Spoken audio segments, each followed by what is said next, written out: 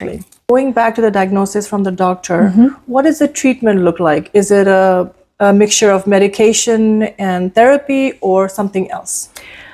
Some parents decide not to go the medicated route. Some parents will try natural remedies at home on their own, diet modifications, less sugars, that kind of thing. Some parents will go the route of trying medications. It's not a one-stop shop, though, with medications. You've got to be willing to have some trial and error. Being very honest and upfront, one of the medications that we tried, if my son could have grown horns, it would have made his body complete. It made him angry and so mad and just mean. He did things that were completely out of his character. That wasn't the right medication for him, right?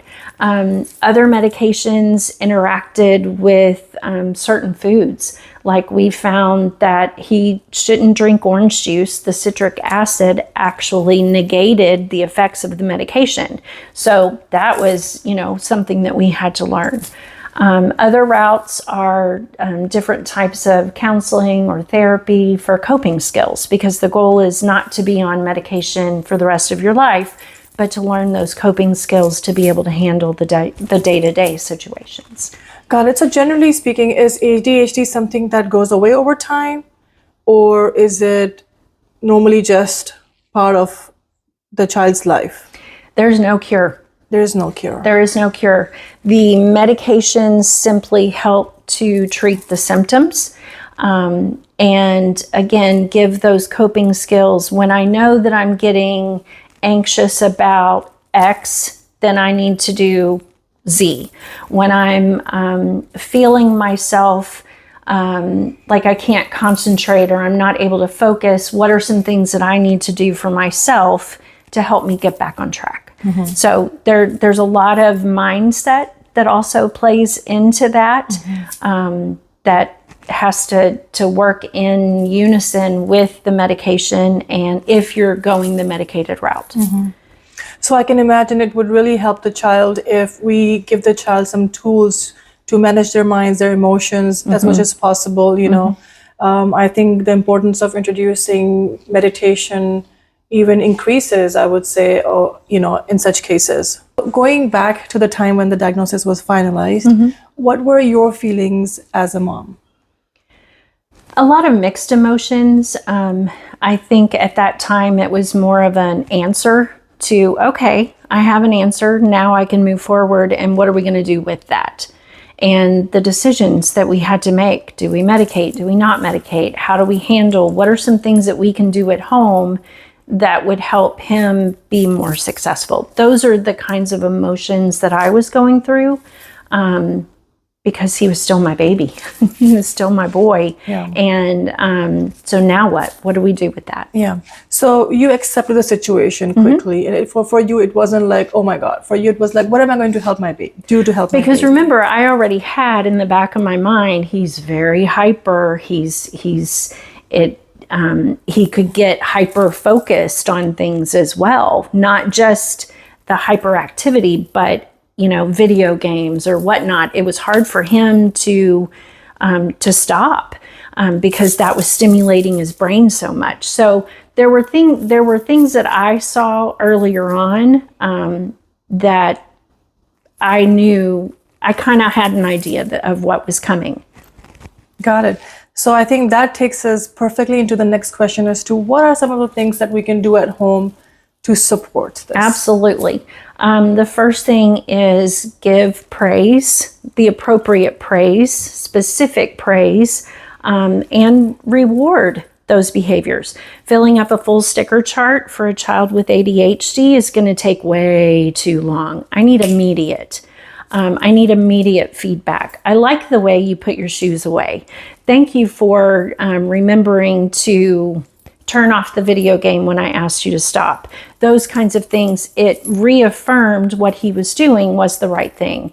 A lot of times children with ADHD, it's all negative. and a lot of consequences because why aren't you behaving? Why aren't you sitting still? Why aren't you able to stop talking? So that's where the positive reinforcement comes in. The positive. We had to do quite a bit of,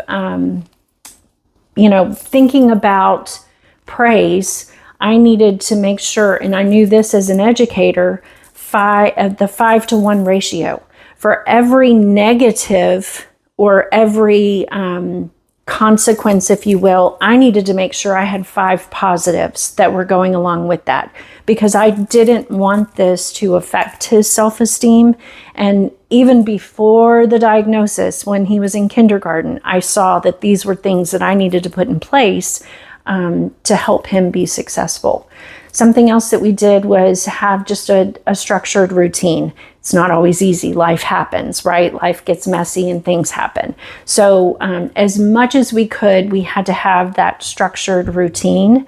We used timers quite a bit because remember, with their executive functioning, organizing, finishing, even getting started. So sometimes it was a race. Remember when your kids were little? I can put my shoes on faster than you, those kinds of things. We set a lot of timers for homework. And some of that was you work for 15 minutes, you do jumping jacks for however long. We lived in a cul-de-sac at that time. And before he even got started on homework, go run. And I could see when he was ready to stop, but I would make him run that cul-de-sac because I knew that his brain needed that activity before he was able to come in, sit down, and work on homework. I think that's a great tip. Yeah. We looked at his eating habits as well. So one of the side effects of medication is a decreased appetite. So I had to make sure that in the mornings he ate some protein because protein is going to help the brain. And I had to make sure that what I was providing for him at lunch was going to give him the nutrients he needed because he had no appetite. It really diminished his eating habits. So I had to make sure when he was eating, it was very healthy. And making sure in the evening, again, we had a good balanced dinner so that he would be able to sustain through the night. Mm-hmm. One of the other things we did I started doing was giving simple directions. Instead of saying, put on your shoes, put on your shoes, grab your school bag, turn off the lights, meet me at the car. All they hear is, car. Okay. They're not able to, because that's executive functioning, that planning piece, right? Mm-hmm. So from an early age, put on shoes. Very simple directions and simple instructions. Grab your book bag or your backpack. That was the other thing. The backpack, when he started kindergarten, if it was not packed the night before and sitting by the door, we weren't going to make it out of the house on time because he was very unorganized. So we always made sure that was already ready. Everything you need in there for school, homework, your books, projects, etc. It's all ready to go. And so you would wait there then? You would yes, put on shoes. As opposed to just sitting in the car and then waiting for him to come to the car, you would wait to give each instruction for him to. Yes, okay. Because I wanted him to be successful with that as well. He needed to have those responsibilities of go turn off the light. I needed him to have responsibilities in himself. I wasn't going to do it all for him. Yeah. That's not helping him be a good productive citizen or a good productive person. Yeah. So he had to do it, but sometimes it took longer, and I had to account for that in the mornings before we left for school. Yeah. So eventually, did he learn that this was all he had to do, or everything that you had to do to get to the car, mm-hmm. or did you have to keep giving instructions for? Eventually, he learned his routine. Brush your teeth, get dressed. All of those, come downstairs for breakfast. All of those different things. The routine and the structure of that helped because he knew already what was coming next. Mm-hmm. Got it. Okay. That's where the routine comes into play. And the structure. Absolutely. absolutely. There were some other things that I figured out quite quickly. He could argue about anything. And so I had to learn to avoid that power struggle with him and avoid the arguing. It wasn't that I was giving in to him, but he needed to know that no meant no. And, so often, and I've talked to so many other parents and they all come to the same conclusions. It can be exhausting. It can feel as if you're all alone, and you're not alone, because there are other parents who are dealing with this as well. And there are a variety of strategies that are out there, but it also depends on what the child needs, because every child is different. Yeah. I would say, as he was, one of the big things that I learned, he was in kindergarten and gotten that first yellow on his folder. Remember the folder where it's a green day, or it's a yellow day, or it's a red day. And, I can remember that first time, and I didn't handle it quite so well. But as a mom, we learn and we grow, right? They don't come with an instruction manual. And so I quickly realized that I wanted him to be able to come to me with anything, because I knew that a yellow dot on the folder was someday going to possibly turn into, Mom, I lost my phone. Like, that's a bigger deal than a yellow, right? So I had to also put it in perspective. And so I would tell him, if something has happened, or you are worried about something, set me up as the parent to let me know that you need to talk to me about something. And it might sound something like, Mom, there's something bothering me. Or, Mom, there's something I need to tell you. Or another one that he would use is, Mom, please don't be mad. Now that changed my mindset completely as a parent, because I knew he was about to bring something to me that was incredibly important that he needed to discuss. We're all human. We're going to make mistakes. We're going to mess up. And I would tell him that you are going to make big mistakes in your life.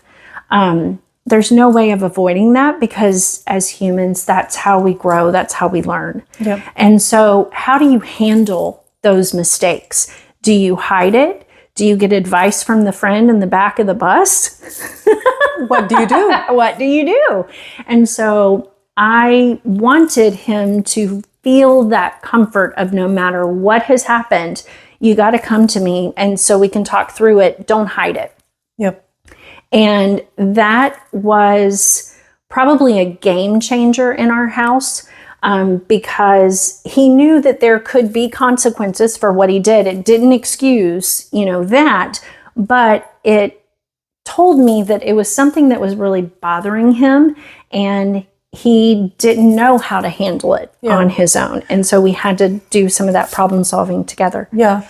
What I'm taking away from this is that you opened the channel of communication, and you gave him the exact words. That way he could develop a scenario in his mind that if I was to come home, or if I was feeling something, that I would actually not be able to tell my mom, don't be mad. It would have to be that level of thing.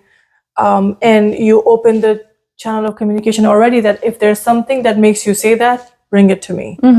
That's wonderful. With that being said, I am going to say I'm so grateful that you shared your experience with us. Thank you so much for being on this podcast yet again. Oh, thank you. You never know, because you have so much of experience in life, you never know when we would do another one of these again. Yeah, let's do it. So thank you so much. Oh, thank you. Thank you for having me. And I hope that if there's a mom or a dad or a grandma or a caregiver in general out there who is struggling, you're not alone. And there are support groups that are out there. And there's a wealth of knowledge on the internet that you could do your own research to find ways to help your child. Absolutely. Absolutely. So with that being said, we're going to close this out. Bye. Bye.